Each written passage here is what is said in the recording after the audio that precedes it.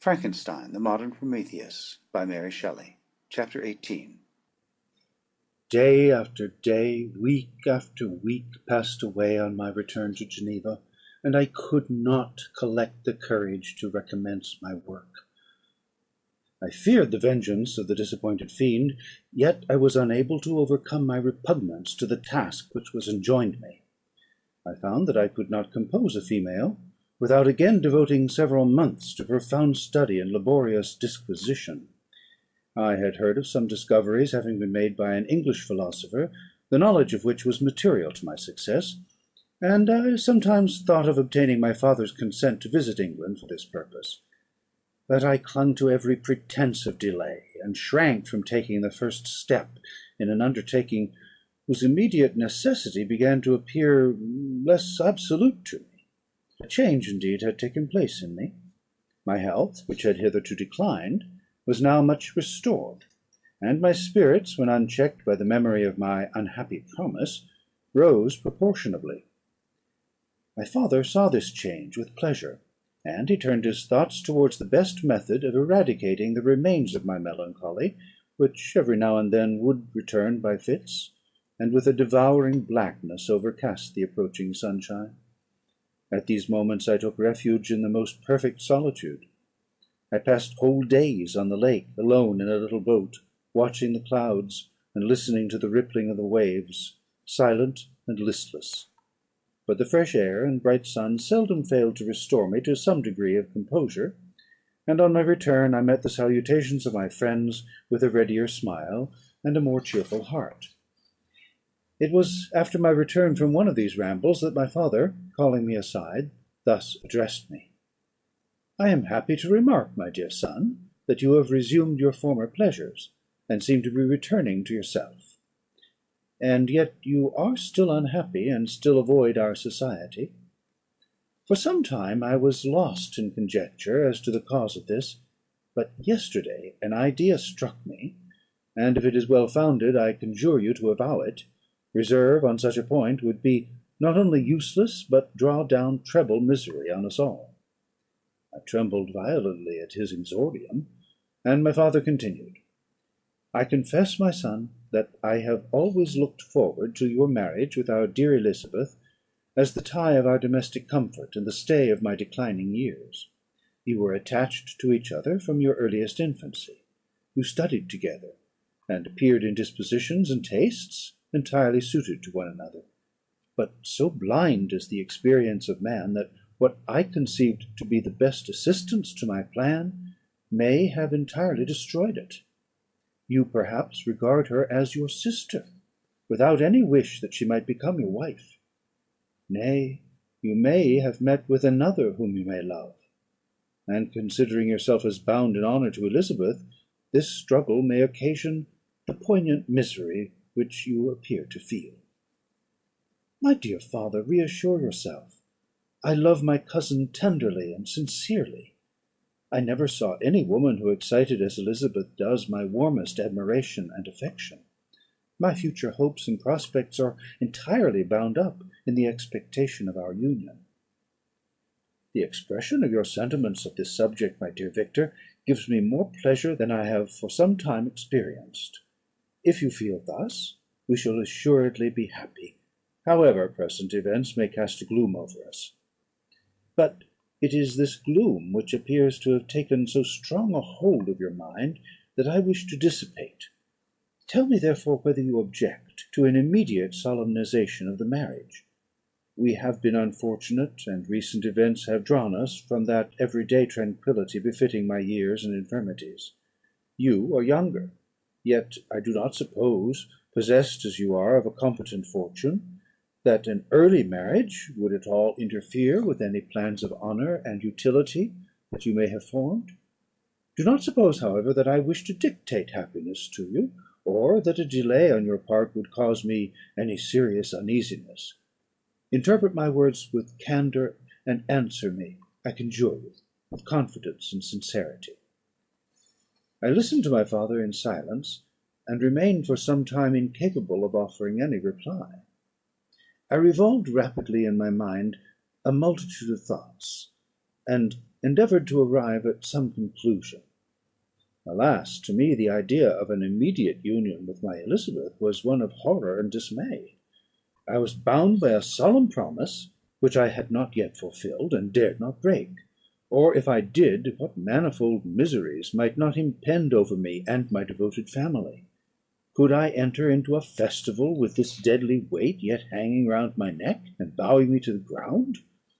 I must perform my engagement, and let the monster depart with his mate, before I allowed myself to enjoy the delight of a union from which I expected peace.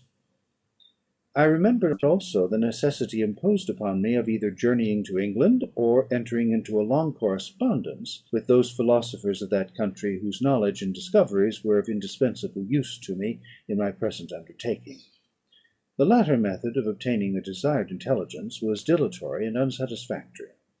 Besides, I had an insurmountable aversion to the idea of engaging myself in my loathsome task in my father's house, while in habits of familiar intercourse with those I loved.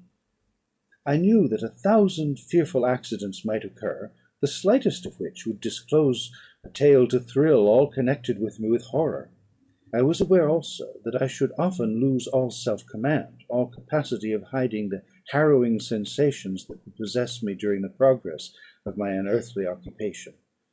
I must absent myself from all I loved while thus employed. Once commenced, it would quickly be achieved, and I might be restored to my family in peace and happiness. My promise fulfilled, the monster would depart for ever; or, so my fond fancy imaged, some accident might meanwhile occur to destroy him, and put an end to my slavery for ever. These feelings dictated my answer to my father. I expressed a wish to visit England, but concealing the true reasons of this request, I clothed my desires under a guise which excited no suspicion, while I urged my desire with an earnestness that easily induced my father to comply. After so long a period of an absorbing melancholy that resembled madness in its intensity and effects, he was glad to find that I was capable of taking pleasure in the idea of such a journey, and he hoped that a change of scene and varied amusement would, before my return, have restored me entirely to myself. The duration of my absence was left to my own choice. A few months, or at most a year, was the period contemplated. One paternal kind precaution he had taken to ensure my having a companion. Without previously communicating with me, he had, in concert with Elizabeth, arranged that Clerval should join me at Strasbourg. This interfered with the solitude I coveted for the prosecution of my task; yet, at the commencement of my journey, the presence of my friend could in no way be an impediment, and truly I rejoiced that thus I should be saved many hours of lonely, maddening reflection. Nay, Henry might stand between me and the intrusion of my foe. If I were alone, would he not at times force his abhorred presence on me, to remind me of my task, or to contemplate its progress? To England, therefore, I was bound, and it was understood that my union with Elizabeth should take place immediately on my return. My father's age rendered him extremely averse to delay. For myself, there was one reward I promised myself for my detested toils, one consolation for my unparalleled sufferings. It was the prospect of that day when, enfranchised from my miserable slavery, I might claim Elizabeth, and forget the past in my union with her.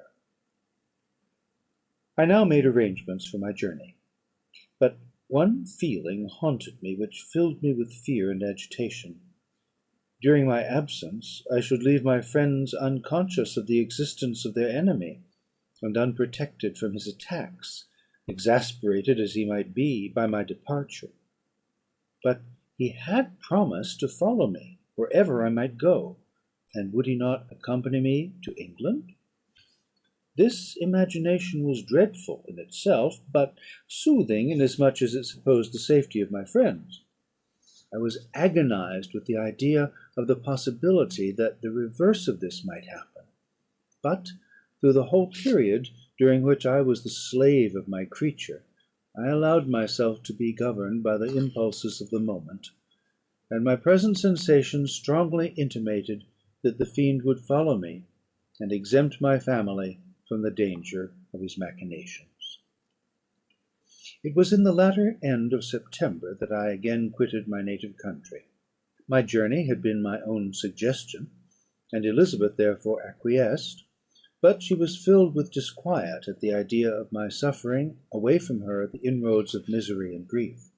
It had been her care which provided me a companion in Clerval; and yet a man is blind to 1,000 minute circumstances which call forth a woman's sedulous attention. She longed to bid me hasten my return. 1,000 conflicting emotions rendered her mute as she bade me a tearful, silent farewell. I threw myself into the carriage that was to convey me away, hardly knowing whither I was going, and careless of what was passing around. I remembered only, and it was with a bitter anguish that I reflected on it, to order that my chemical instruments should be packed to go with me. Filled with dreary imaginations, I passed through many beautiful and majestic scenes, but my eyes were fixed and unobserving. I could only think of the bourne of my travels, and the work which was to occupy me whilst they endured. After some days spent in listless indolence, during which I traversed many leagues, I arrived at Strasburgh, where I waited 2 days for Clerval. He came. Alas, how great was the contrast between us! He was alive to every new scene, joyful when he saw the beauties of the setting sun, and more happy when he beheld it rise and recommence a new day. He pointed out to me the shifting colours of the landscape, and the appearances of the sky. "This is what it is to live," he cried. "Now I enjoy existence. But you, my dear Frankenstein, wherefore are you desponding and sorrowful?" In truth, I was occupied by gloomy thoughts, and neither saw the descent of the evening star, nor the golden sunrise reflected in the Rhine. And you, my friend, would be far more amused with the journal of Clerval, who observed the scenery with an eye of feeling and delight, than in listening to my reflections. I, a miserable wretch, haunted by a curse that shut up every avenue to enjoyment. We had agreed to descend the Rhine in a boat from Strasburgh to Rotterdam, whence we might take shipping for London. During this voyage we passed many willowy islands, and saw several beautiful towns. We stayed a day at Mannheim, and on the 5th from our departure from Strasburgh arrived at Mainz. The course of the Rhine below Mainz becomes much more picturesque. The river descends rapidly, and winds between hills, not high but steep, and of beautiful forms. We saw many ruined castles standing on the edges of precipices, surrounded by black woods high and inaccessible. This part of the Rhine, indeed, presents a singularly variegated landscape. In one spot you view rugged hills, ruined castles, overlooking tremendous precipices, with the dark Rhine rushing beneath; and, on the sudden turn of a promontory, flourishing vineyards with green sloping banks, and a meandering river and populous towns occupy the scene. We travelled at the time of the vintage, and heard the song of the labourers as we glided down the stream. Even I, depressed in mind, and my spirits continually agitated by gloomy feelings, even I was pleased. I lay at the bottom of the boat, and as I gazed on the cloudless blue sky, I seemed to drink in a tranquillity to which I had long been a stranger. And if these were my sensations, who can describe those of Henry? He felt as if he had been transported to fairyland, and enjoyed a happiness seldom tasted by man. "I have seen," he said, "the most beautiful scenes of my own country. I have visited the lakes of Lucerne and Uri, where the snowy mountains descend almost perpendicularly to the water, casting black and impenetrable shades, which would cause a gloomy and mournful appearance, were it not for the most verdant islands that relieve the eye by their gay appearance. I have seen this lake agitated by a tempest, when the wind tore up whirlwinds of water, and gave you an idea of what the waterspout must be on the great ocean. and the waves dash with fury the base of the mountain, where the priest and his mistress were overwhelmed by an avalanche, and where their dying voices are still said to be heard amid the pauses of the nightly wind. I have seen the mountains of La Valais and the Pays de Vaud. But this country, Victor, pleases me more than all those wonders. The mountains of Switzerland are more majestic and strange, but there is a charm in the banks of this divine river that I never before saw equalled. Look at that castle which overhangs yon precipice, and that also on the island, almost concealed amongst the foliage of those lovely trees. And now that group of labourers coming from among their vines, and that village, half hid in the recess of the mountain. Oh, surely the spirit that inhabits and guards this place has a soul more in harmony with man than those who pile the glacier, or retire to the inaccessible peaks of the mountains of our own country. Clerval, beloved friend, even now it delights me to record your words, and to dwell on the praise of which you are so eminently deserving. He was a being formed in the very poetry of nature. His wild and enthusiastic imagination was chastened by the sensibility of his heart. His soul overflowed with ardent affections, and his friendship was of that devoted and wondrous nature that the worldly minded teach us to look for only in the imagination. But even human sympathies were not sufficient to satisfy his eager mind. The scenery of external nature, which others regard only with admiration, he loved with ardour. The sounding cataract haunted him like a passion. The tall rock, the mountain, and the deep and gloomy wood, their colours and their forms, were then to him an appetite, a feeling, and a love, that had no need of a remoter charm, by thought supplied, or any interest unborrowed from the eye. Note: Wordsworth's Tintern Abbey. Return to text. And where does he now exist? Is this gentle and lovely being lost for ever? Has this mind, so replete with ideas, imaginations, fanciful and magnificent, which formed a world whose existence depended on the life of its creator, has this mind perished? Does it now only exist in my memory? No, it is not thus. Your form, so divinely wrought and beaming with beauty, has decayed, but your spirit still visits and consoles your unhappy friend. Pardon this gush of sorrow. These ineffectual words are but a slight tribute to the unexampled worth of Henry, but they soothe my heart, overflowing with the anguish which his remembrance creates. I will proceed with my tale. Beyond Cologne we descended to the plains of Holland, and we resolved to post the remainder of our way, for the wind was contrary, and the stream of the river was too gentle to aid us. Our journey here lost the interest arising from beautiful scenery, but we arrived in a few days at Rotterdam, whence we proceeded by sea to England. It was on a clear morning, in the latter days of December, that I first saw the white cliffs of Britain. The banks of the Thames presented a new scene. They were flat but fertile, and almost every town was marked by the remembrance of some story. We saw Tilbury Fort, and remembered the Spanish Armada, Gravesend, Woolwich, and Greenwich, places which I had heard of even in my country.